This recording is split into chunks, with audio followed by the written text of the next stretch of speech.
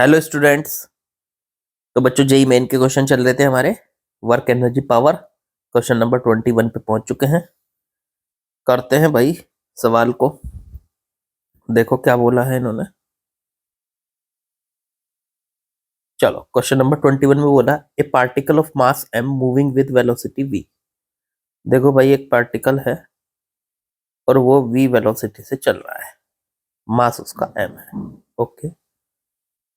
एक stationery particle है, लो जी, इसका मास 2m है, रेस्ट में रखा है ये, इसकी स्पीड 0 है, ये रेस्ट में है, स्टेशनरी है, रेस्ट में है। आफ्टर कोलिजन, पहले तो ये इससे टकराया, टकराने के बाद दे स्टिक टुगेदर, दोनों के दोनों आपस में चिपक गए। स्टिक का मतलब है चिपक गए। तो m और 2m दोनों आपस में चिपक गए और एक कॉमन वेलोसिटी से चलने लगे। मतलब दोनों आपस में चिपक के मान लो v डैश स्पीड से चलने लगे। कंटिन्यू, अब वो v डैश स्पीड निकालनी है हमको, यही पूछी है, बहुत आसान है।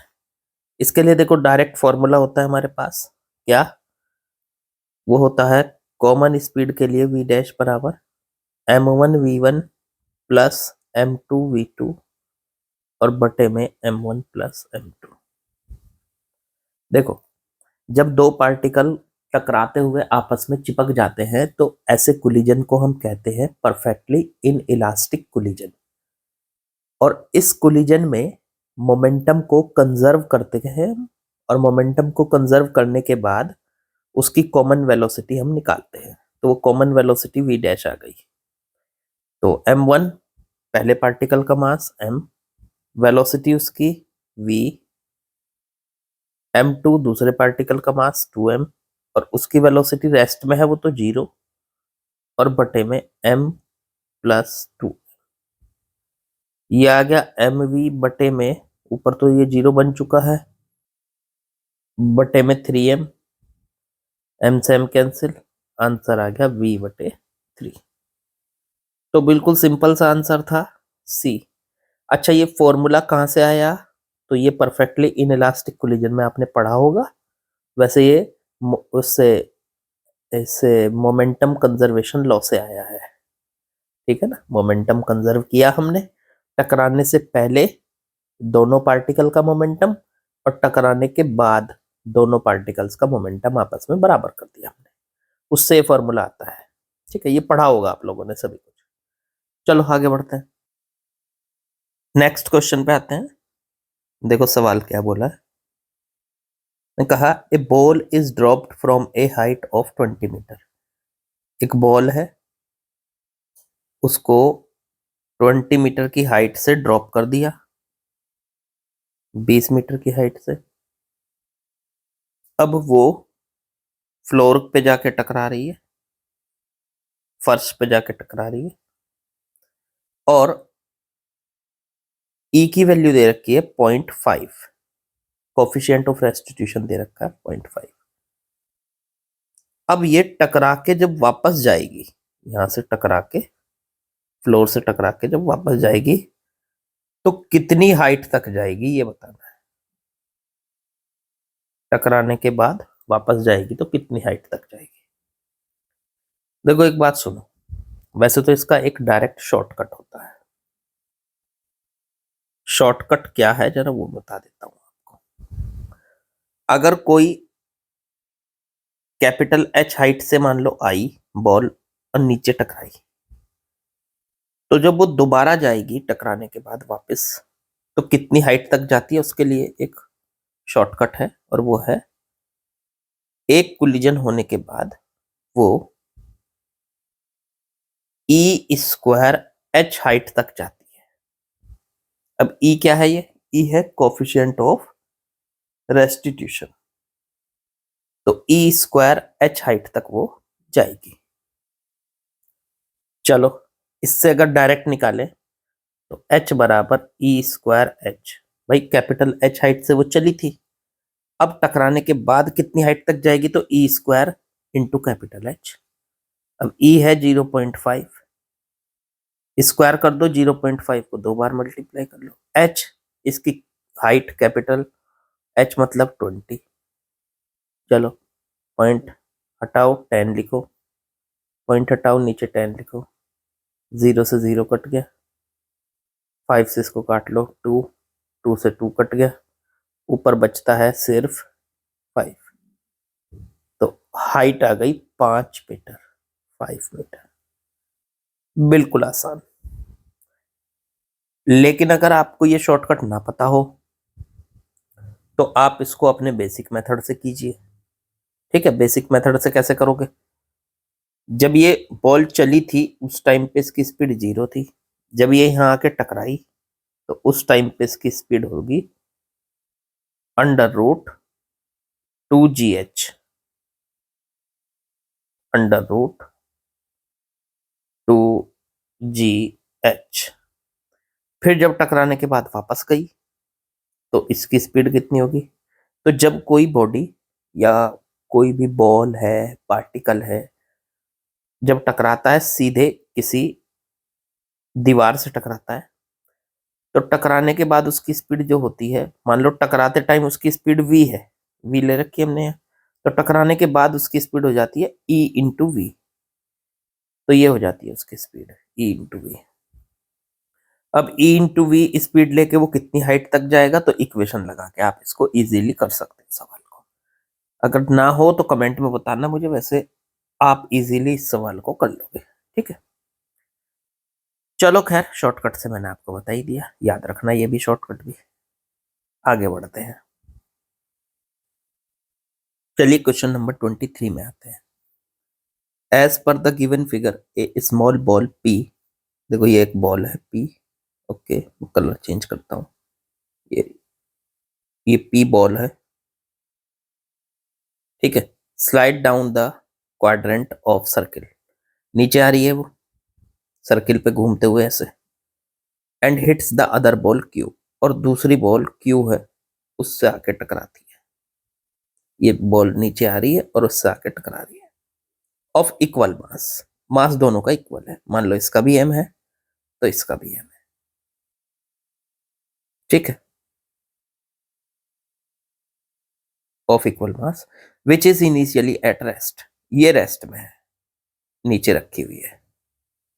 ठीक है, neglecting the effect of friction, friction है नहीं, and assume the collision to be elastic, और एज्यूम करते हैं कि कोलिजन जो है यहाँ पे आते आते ये इलास्टिक है इसका। तो बॉल की वेलोसिटी होगी कोलिजन के बाद कितनी, ये पूछा है। अरे बहुत आसान है, देखो जब ये यहां से बॉल चली थी तो इसकी स्पीड 0 थी, मतलब इसकी काइनेटिक एनर्जी 0 थी। ठीक है, अच्छा जब ये बॉल यहां से चली थी उस टाइम पे इसकी पोटेंशियल एनर्जी 0 मान लो, ठीक है, वो भी जब ये बॉल यहाँ पे पहुंची क्यू के पास, तो क्यू से भी टकराने से जस्ट पहले इसकी काइनेटिक एनर्जी K2, वो कितनी होगी?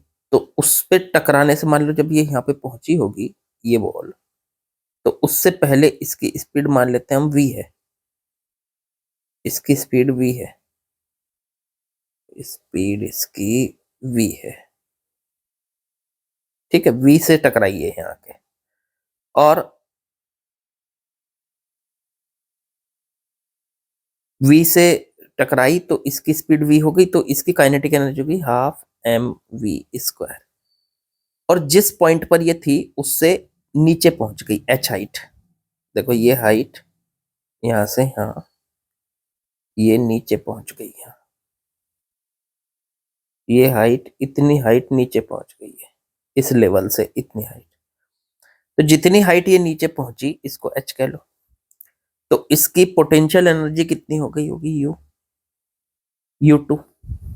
बॉल P की बात हो रही है, बॉल P जब नीचे पहुंची तो उसकी काइनेटिक एनर्जी तो हो गई हाफ mv², पोटेंशियल एनर्जी हो जाएगी -mgh, h हाइट नीचे पहुंच गई तो माइनस में mgh। माइनस क्यों लिया? क्योंकि ऊपर की पोटेंशियल एनर्जी 0 थी, जिस पॉइंट पर पोटेंशियल एनर्जी 0 मानते हैं अगर उससे नीचे जाएंगे तो पोटेंशियल एनर्जी माइनस में होगी, और उस पॉइंट से ऊपर जाएंगे तो पोटेंशियल एनर्जी प्लस में होगी। अब ये तो आप इस पॉइंट से नीचे लेके गए हो इस बॉल को, ये बॉल जो है पी नीचे गई है, किससे टकराएगी जाके, क्यू से। तो नीचे गई है तो मतलब पोटेंशियल एनर्जी माइनस में होगी, माइनस mgh। अब यहां पे लगा दो k1 प्लस u1 बराबर k2 plus u2। Energy conservation law लगा देते हैं। k1 क्या है इसका, एनर्जी 0, u1 कितना है वो भी 0, k2 कितना है हाफ mv², और u2 कितना है माइनस mgh, माइनस mgh। अब ये इधर ले आओ, mgh बराबर हाफ mv², m से m कट गया, v² की वैल्यू आ गई अंडर वो 2gh, v² की वैल्यू आ गई 2gh। अब यहां से v निकालेंगे तो अंडर रूट में 2gh,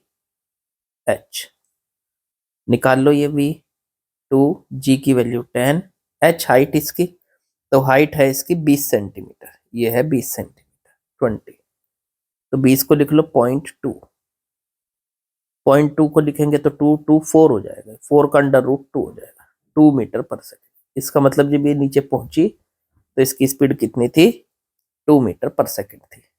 ठीक है, अब देखो Q से टकराने से पहले इसकी स्पीड 2 मीटर पर सेकेंड है। जैसे ये बॉल तो है P, जब ये नीचे पहुंची और ये सामने रखी Q, टकराने से जस्ट पहले, मास दोनों का बराबर है।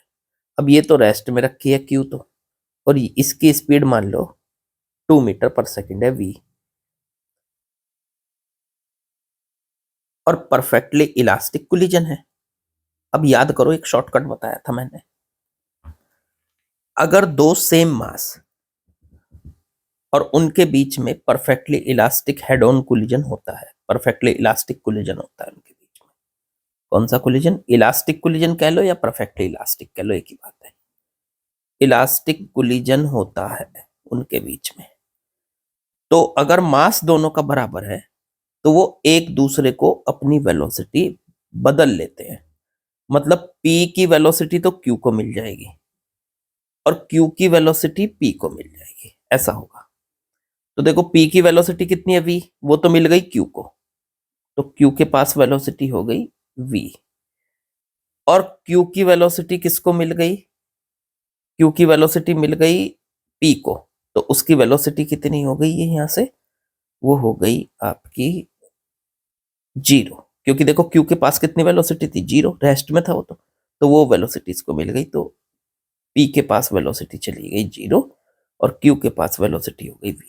अब हमसे यही पूछा था कि q की वेलोसिटी बताओ कितनी है, तो q की वेलोसिटी हो गई v कितना था 2 मीटर पर सेकेंड, तो टकराने के बाद इसकी वेलोसिटी हो चुकी है 2 मीटर पर सेकेंड q की। बिल्कुल आसान सा सवाल था, मतलब इस सवाल में एक तो सर्कुलर मोशन का थोड़ा सा पार्ट लगा, वर्क ये एनर्जी कंजर्वेशन लॉ लगा, k1 प्लस u1 बराबर k2 प्लस u2, और दूसरा फिर यहाँ पे दोनों टकराए तो कोलिजन का एक छोटा सा कंसेप्ट लगा कि जब दो मास एक जैसे जिनका मास सेम है एक दूसरे से टकराते हैं तो वो अपनी वेलोसिटी इंटरचेंज कर लेते हैं, एक दूसरे से बदल लेते हैं, पहले की वेलोसिटी दूसरे को मिल जाएगी, दूसरे की वेलोसिटी पहले को मिल जाएगी। ठीक है, चलो जी आगे बढ़ते हैं। अच्छा ऑप्शन तो लिख दो, इसका ऑप्शन कौन सा बैठ गया, सी। चलो आगे बढ़ो। चलिए बच्चों नए क्वेश्चन पे आते हैं, क्या दिया है जरा समझते हैं। A ball of mass 200 gram rests on a vertical post of height 20 metre. देखो भाई एक वर्टिकल पोस्ट का मतलब हुआ, मान लो एक टावर है, उसकी हाइट 20 मीटर है, उस पे एक बॉल रखी हुई है यहाँ, उसका मास 200 ग्राम है। ठीक है, a bullet of mass 10 gram traveling in horizontal direction hits the center of ball. After collision, both travels independently. The ball hits the ground at 30 meter and bullet 120 meter from the foot of post. ठीक है, एक bullet मान लो इधर से आई और आके इस ball से टकराई। ठीक है, और इस बॉल में से पास हो गई, मतलब इसको पास कर दिया इसने। इसने एक तो कहा travelling in horizontal direction hits the centre of ball, ball के सेंटर पे हिट किया और कोलिजन के बाद दोनों हो गए अलग। मान लो ये इसके सेंटर से, इसके बीचों बीच में से ऐसे निकल के बुलेट तो आके गिरी ऐसे, ठीक है। कितना दूर गिरी? 120 मीटर। और बॉल आके गिरी ऐसे, वो कितना दूर गिरी? तो वो गिरी 30 मीटर। ये गिरी ऐसे 30 मीटर, ठीक है। तो इंडिपेंडेंटली ये गए। अब यहां से कहा है the value of initial velocity of bullet will be, bullet की इनिशियल वेलोसिटी बतानी है। ओके, मान लो यहां से जब ये बुलेट चली थी, मैं इसका अलग से डायग्राम बना रहा हूं। मान लो ये तो है बॉल, थोड़ा सा बड़ा डायग्राम बना रहा हूं। ये थी बुलेट, ठीक है। जब ये चली थी इसकी वेलोसिटी v थी और ये बॉल रखी थी रेस्ट में, ठीक है। बुलेट का मास हमें पता है स्मॉल m और इसका मास है मान लो कैपिटल M। जब ये इसके अंदर से पास होके निकल गई, तो पास होके निकलने के बाद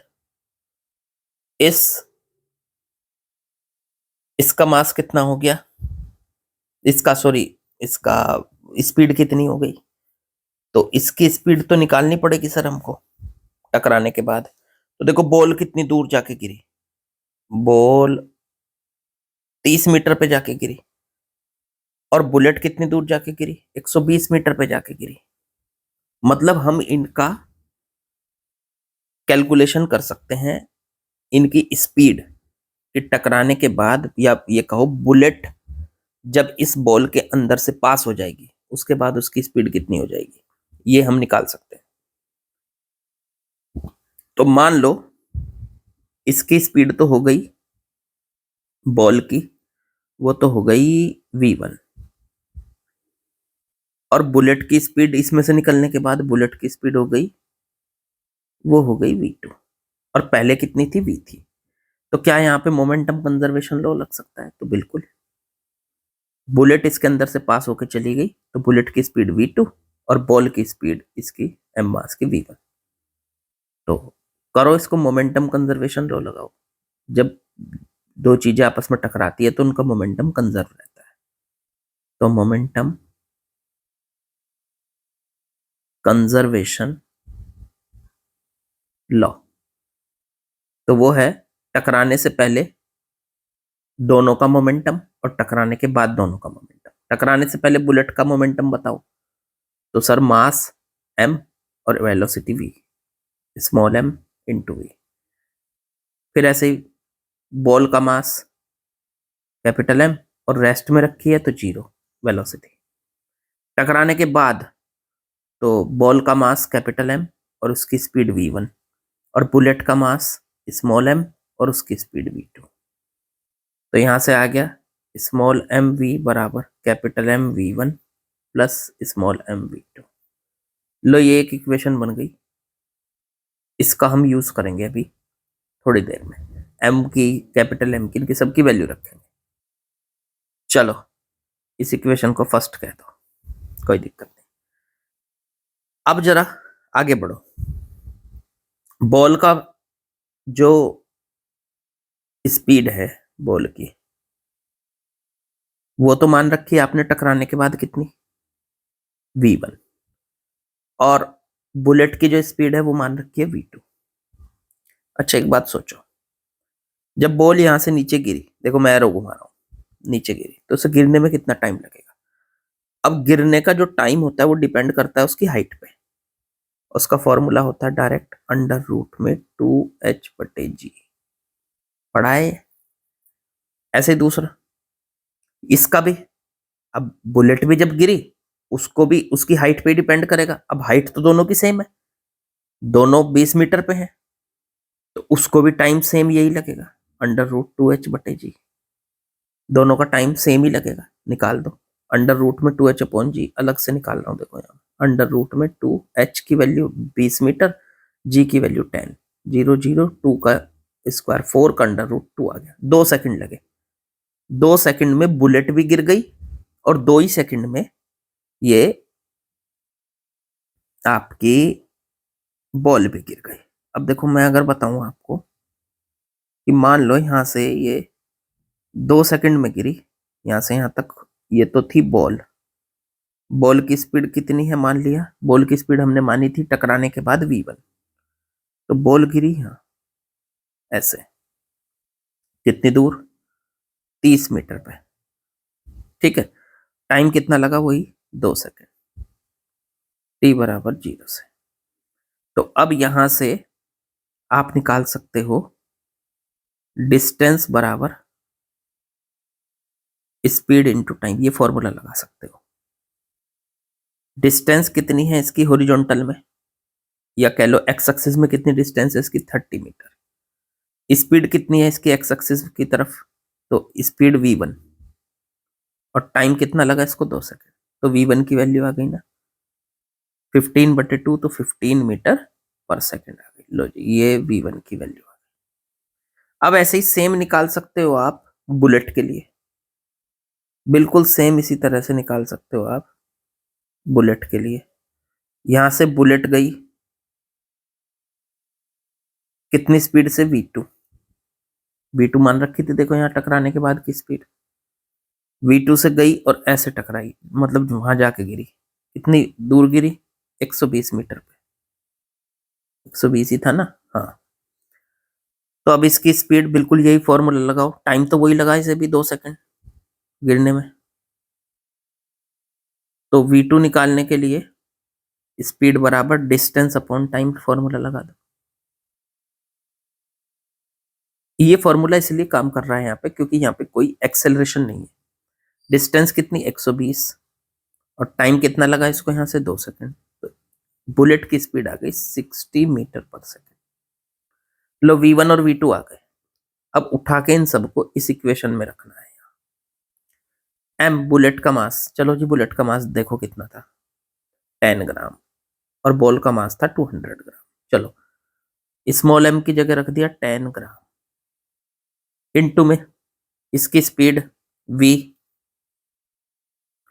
इसकी स्पीड v, ये v कौन सी स्पीड थी, जो बुलेट की पहले स्पीड थी टकराने से पहले, टकराने से पहले उसकी स्पीड v थी। देखो ये रही, यहाँ पे एरो घुमा रहा हूं मैं, यहाँ देखो स्पीड टकराने से पहले की, तो वो तो हमें निकालनी है, v को जू का तो लिख लो। फिर इसका मास कैपिटल M, बॉल का मास 200 ग्राम, तो 200 ग्राम, और इनटू में उसकी टकराने के बाद की स्पीड v1, तो v1 आई 15। ऐसे ही फिर स्मॉल m वही 10 ग्राम, और इनटू में टकराने के बाद उसकी स्पीड है कितनी, 60, अभी निकाली हमने v2, वो होगी 60 मीटर पर सेकेंड। तो देखो ग्राम तो सब में कॉमन है, कट जाएगा, यहां रह गया 10v बराबर 200 इंटू में 15 प्लस 10 इंटू में 60, जीरो भी कॉमन लेके काट दो, खत्म करो। तो ये v बराबर आ गया 300 और प्लस 60, तो आंसर हो गया 360 मीटर पर सेकेंड, दैट इज 360 मीटर पर सेकेंड। अच्छा सवाल था, दो चीजें दे रखी थी एक साथ, ये समझो इसमें 3 कंसेप्ट लग रहे थे इस सवाल में, इसलिए हमें इसको टाइम लगा। तो आंसर बैठ गया हमारा 60 मीटर, 60 था ना, नहीं 360 मीटर पर सेकेंड, इसे हटाओ, 60 मीटर पर सेकेंड नहीं, 360 मीटर पर सेकेंड, ऑप्शन नंबर डी। चलो खैर, अब तो समझ में आ गया होगा आप लोगों को, आगे बढ़ते हैं। चलिए बच्चों अगले सवाल में आते हैं, क्या बोला है जरा ध्यान से। A body of mass 1 kg collide head on elastically with a stationary body of mass 3 kg. After collision, the smaller body reverses its direction of motion and moves with speed 2 meter per second. The initial speed of smaller body before collision. देखो जी, एक body तो है 1 kg की, ठीक है, लो ये रही, एक बॉडी है 3 kg की, इससे ट्रिपल, ठीक है। अब ये 1 kg वाली जो बॉडी है जाके इसके साथ टकराती है, मान लो इसकी स्पीड है v, स्टेशनरी बॉडी से टकराती है, मतलब ये रेस्ट में है। ओके, आफ्टर कोलिजन, कोलिजन के बाद इस बॉडी की डायरेक्शन रिवर्स हो जाती है, मतलब ये 1 kg वाली बॉडी पीछे की तरफ 2 मीटर पर सेकंड से रिवर्स डायरेक्शन में चलने लगती है। ठीक है, direction of motion and moves with speed of 2 metre per second. ठीक है, अब बड़ी बॉडी की स्पीड क्या होगी हमें नहीं बताया, तो उसकी हम खुद मान लेते हैं। उसकी स्पीड हो गई आगे की तरफ v डैश 3 kg वाली। ठीक है, तो छोटी बॉडी तो पीछे की तरफ चल पड़ी टकरा के, और बड़ी बॉडी की स्पीड नहीं बताई तो उसकी मान ली हमने v डैश। ये टकराने से पहले का पिक्चर है और ये टकराने के बाद का पिक्चर है। ठीक है, चलो दो चीजें लगनी है यहाँ पे। अब ये तो बताया नहीं इन्होंने कौन सा कोलिजन है, तो जब कोई ना बताए तो हम कौन सा कोलिजन मान के चलेंगे, इलास्टिक कोलिजन। चलो तो करो, टकराने से पहले का मोमेंटम दोनों का, पहली इक्वेशन तो उससे बनेगी। तो टकराने से पहले दोनों बॉल का मोमेंटम और टकराने के बाद दोनों बॉल का मोमेंटम इक्वल रखना है। मोमेंटम कंजर्वेशन लॉ लगाने जा रहे हैं, मोमेंटम कंजर्वेशन लॉ। तो टकराने से पहले इस बॉडी का मोमेंटम, तो बॉडी का मास 1 और स्पीड v, प्लस बॉडी का मास 3 और स्पीड 0। टकराने के बाद बॉडी का मास 1 और स्पीड -2। देखो पीछे की तरफ है ना, राइट वाली स्पीड को प्लस लेना है और लेफ्ट वाली स्पीड को माइनस लेना है, तो -2। और टकराने के बाद इसका हो गया, तो मास हो गया इसका 3 और वेलोसिटी हो गई v डैश, v डैश। तो एक इक्वेशन बन गई यहां से, v इज इक्वल टू, ये तो 0 ही हो चुका है, और ये हो गया -2 और प्लस का 3v डैश। इसे कह दो इक्वेशन फर्स्ट। अब दूसरी इक्वेशन बनानी है हमें यहां से, हाँ ई से बनाते हैं, ई से। परफेक्टली इलास्टिक कोलिजन में ई की वैल्यू 1 होती है। अब ई का फॉर्मूला होता है, ई का फॉर्मूला होता है v4 माइनस v3 बटे v1 माइनस v2। ये होता है ई का फॉर्मूला। ठीक है, अब ई की वैल्यू 1 यहां पे रख दो, तो 1 बराबर v4 का काम तो कर रहा है ये v डैश, माइनस v3 का काम कर रहा है ये 2, माइनस का वो भी लेफ्ट की तरफ है इसलिए -2, बटे में v1 का काम कर रहा है ये v, और v2 का काम कर रहा है ये रेस्ट में है, मतलब इसकी स्पीड 0, v2 का काम, तो ये 0। तो 1 बराबर ऊपर बन गया v डैश +2 बटे में v। इस इक्वेशन को इधर मल्टीप्लाई कर लो तो v बराबर v डैश +2। इसे कह दो इक्वेशन नंबर सेकंड। अब इस इक्वेशन में से v की वैल्यू उठा के यहाँ रख दो, -2 प्लस का 3v डैश बराबर v डैश +2। इसे उधर ले जाओ, इसे इधर ले आओ, 3v dash minus v dash बराबर 2, -2 इधर आके +2 हो जाएगा, तो ये बचा 2v डैश बराबर 4, तो v डैश बराबर 2 मीटर पर सेकंड। लो जी, v डैश हो गई, किसकी वैल्यू थी ये, 3 वाले की। अच्छा पूछी थी इसने कौन सी, initial speed of smaller body, v पूछा था। चलो v निकाल देंगे, कोई नहीं, v को इसको उठा के यहाँ रख दो, v बराबर है v डैश +2, v डैश की वैल्यू कितनी है 2 + 2 मतलब 4 मीटर पर सेकंड। ये v हो गया 4 मीटर पर सेकंड। तो आसान है, 4 मीटर पर सेकंड आ गया आपका। ऑप्शन था या नहीं, अच्छा ऐसे ही बताना था, 4 मीटर पर सेकंड आ गया। चलो ये आज के क्वेश्चन तो कंप्लीट हुए, सारे क्वेश्चन कोलिजन के बढ़िया थे। अच्छे क्वेश्चन थे, अच्छे तरीके से तैयार करोगे चीजों को तो अच्छे क्वेश्चन से ही तैयार होती है, अच्छे कंसेप्ट, सारे के सारे बढ़िया क्वेश्चन थे। चलिए कल मिलते हैं। लाइक शेयर सब्सक्राइब कमेंट वो कर ही दोगे आप। कल मिलते हैं बाकी।